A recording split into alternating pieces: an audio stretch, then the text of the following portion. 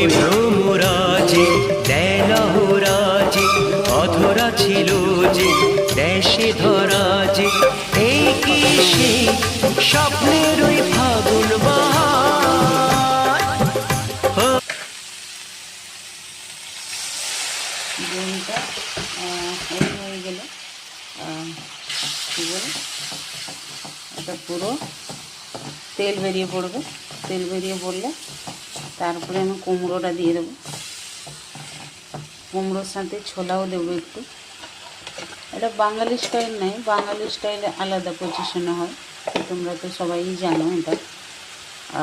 এটা নতুন করে কিছু বলেন না, কিন্তু এই পজিশনে আমি বানাই, আমার রেসিপি আলাদা।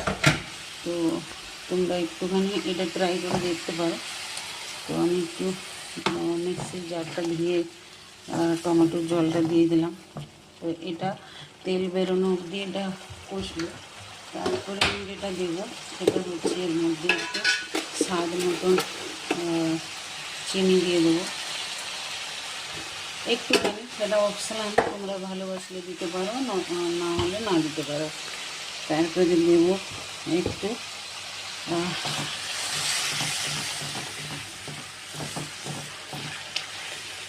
মশলাটা পুরো কষিয়ে যাবে।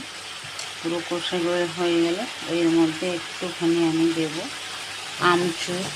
টক মিষ্টি হবে, এটা টক মিষ্টি হবে, কিন্তু খেতে খুবই ভালো হয়।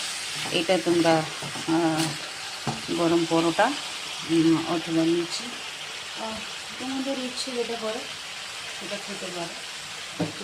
নিজেদের চয়েস। বাঙালি স্টাইলে তো সবাই বানাই, তো আমি এটা একটু সাউথ ইন্ডিয়ান স্টাইলে বানাই। তো তাদের তাদের জানি না ভালো লাগে, তো তোমরাও ট্রাই করে দেখতে পারো।